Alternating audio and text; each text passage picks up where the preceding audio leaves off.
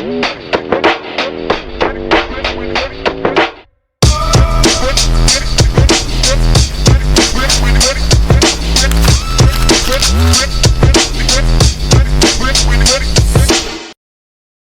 Diálogo y Debate queremos construir comunidad. Este es un espacio para hacerlo posible desde las herramientas y perspectivas que nos ofrece el espacio universitario.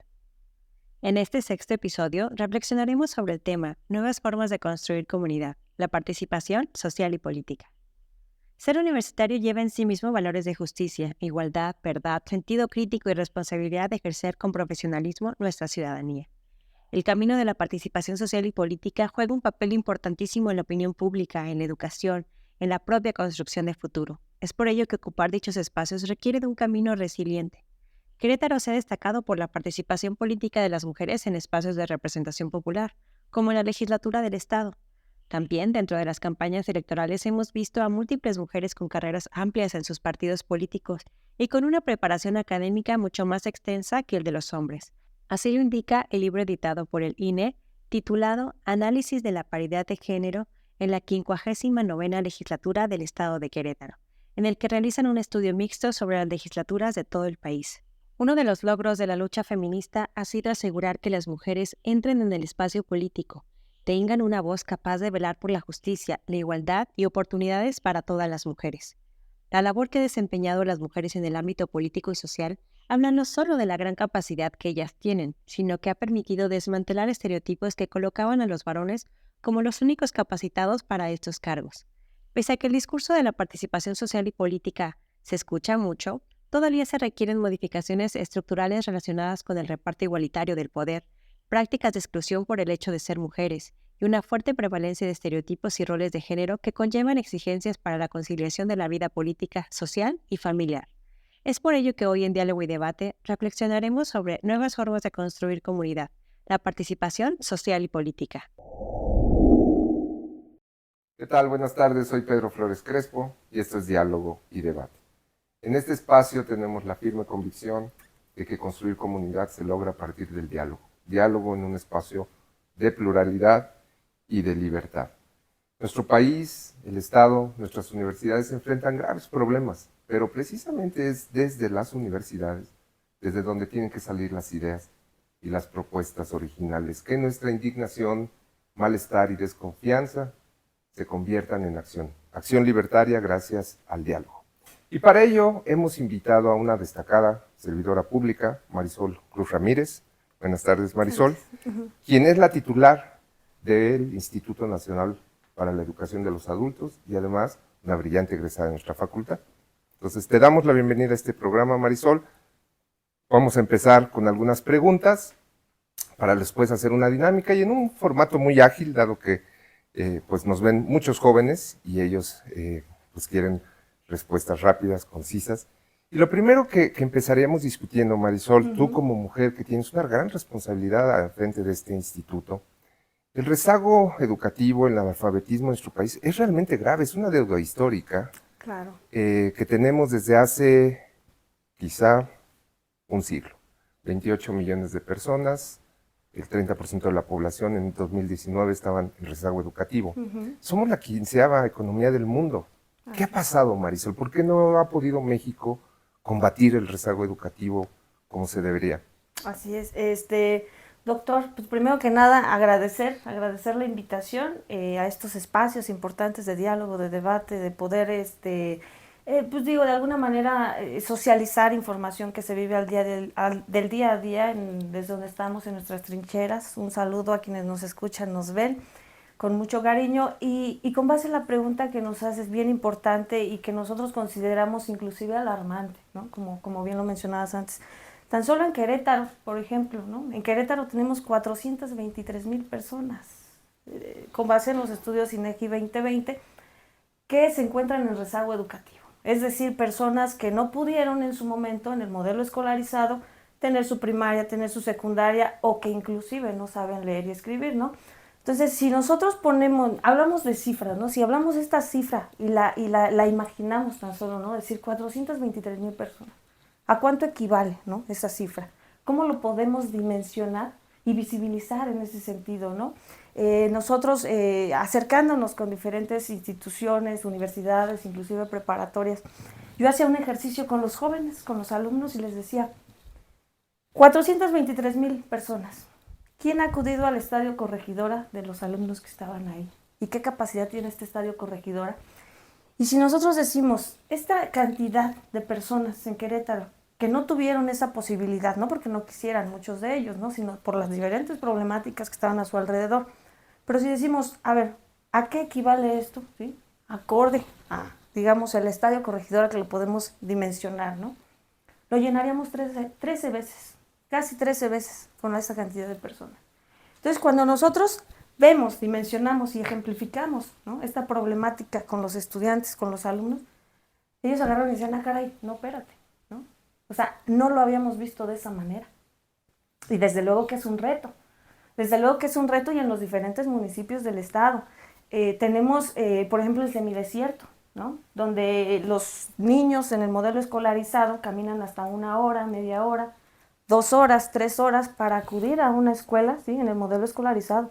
Son niños que en su momento, pues desertan, o sea, prefieren ya no ir, ¿no?, o apoyar en la casa, en las labores de la casa, y es una problemática que se va alargando, y que al final el niño con extra edad ya no puede estar en el modelo escolarizado, ¿no? Tenemos municipios, ¿no?, de pobreza, Pinal de Amoles, Arroyo Seco, Amialco, Huimilpan, que están casi a su 50% de población en rezago educativo. O sea, también vemos la cifra, vemos el número y decimos, la mitad de la población casi se encuentra en rezago educativo. ¿Qué se está haciendo y a qué se debe, ¿no? Y decimos, ¿no?, tiene que ver con muchos factores, ¿no?, desde el económico, las responsabilidades también del hogar, que son familias grandes, ¿sí?, las escuelas que están a largas distancias, ¿no? Entonces es ahí el reto donde decimos, ¿y qué se hace? ¿Y qué se va a hacer al respecto?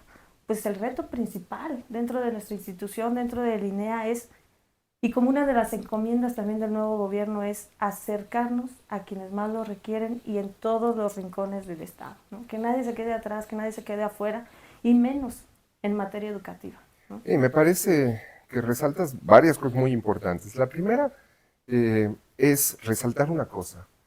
Decía Pablo Latapí, un investigador reconocido en México, que México había construido su sistema educativo escolar, pero que le faltaba construir la otra mitad de su sistema educativo, que era precisamente para atender a la población en rezago, ¿no? Que son millones, 28 millones es muchísimo. Si hay 34 millones en lo escolarizado, 28 fuera de la escuela, o analfabeta o sin terminar la primaria o secundaria, pues es casi la mitad. Así es. En un estado como Querétaro, que se dice rico, progresivo, el mejor lugar para vivir, y tenemos una población de casi 400,000 personas en rezago, que casi se asemeja a la población escolar. Así es.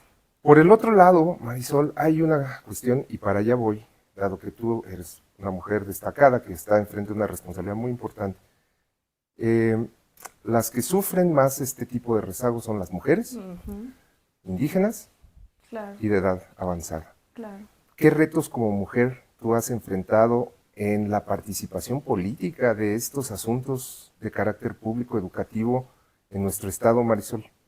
Pues principalmente es el reto principal, yo creo que es creérnosla de que se puede, ¿sí?, de quitar esos estereotipos en su momento, ¿no?, de que a veces las mujeres podemos menos, ¿no?, o que inclusive hasta la credibilidad, ¿no?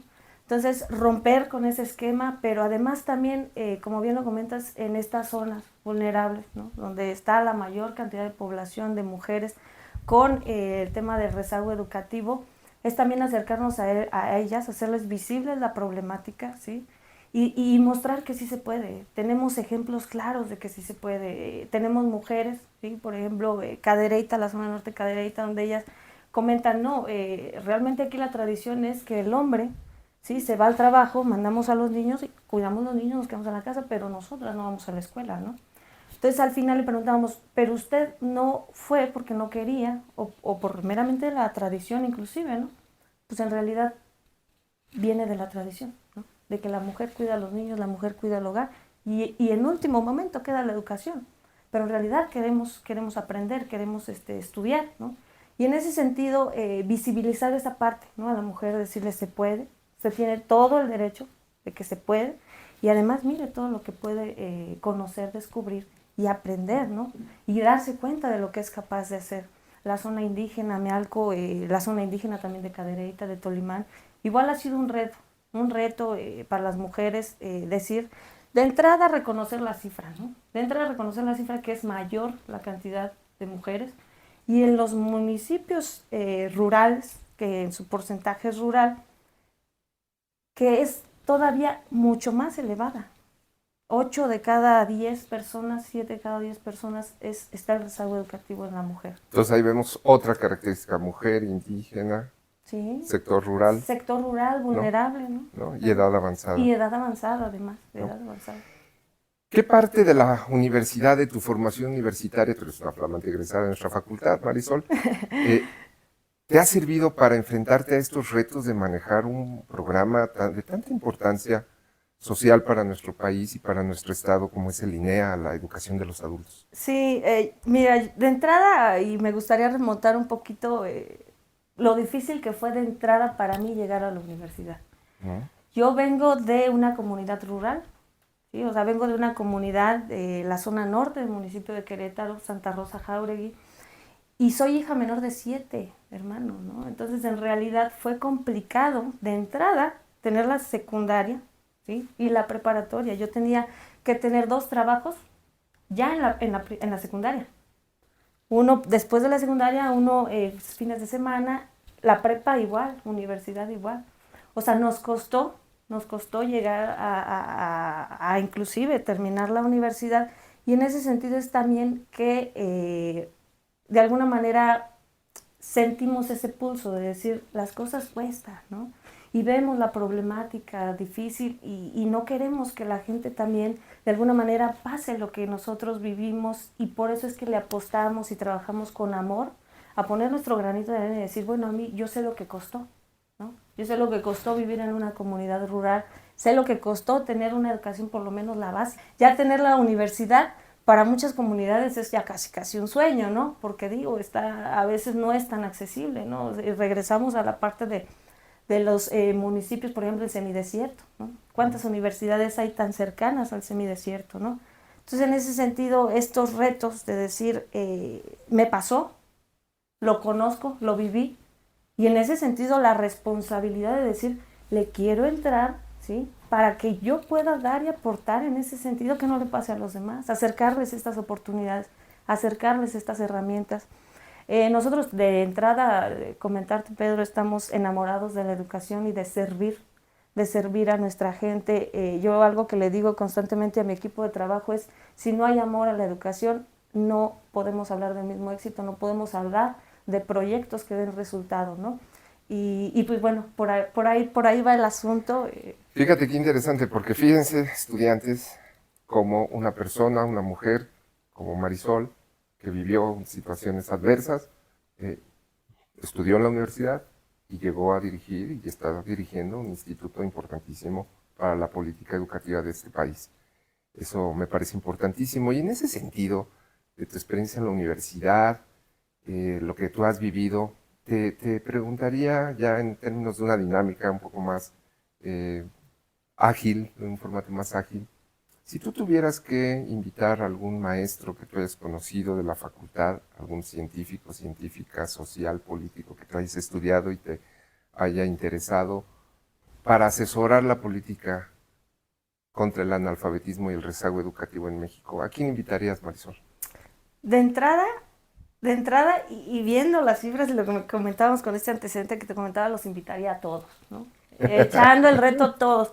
Porque algo que también comentaba, poco más de 2 millones de la población que tenemos en Querétaro, 423,000, si apostáramos a de que cada persona de Querétaro invitara a una persona, ¿sí? a terminar su primaria y secundaria, pues otro cuento sería, ¿no? Otra realidad sería. Pero digo, de entrada, ¿no? Se me ocurre de pronto crear un semillero, por ejemplo, en el estado, un semillero en cada municipio que fomentara esta parte de la visibilidad de la problemática con el rezago educativo, pero además ya con un plan de trabajo, unas ciertas herramientas. Pues invitaría, por ejemplo, a la doctora Ángeles Guzmán, ¿sí? A usted, por ejemplo, por supuesto. Muchas gracias, yo estaría encantado.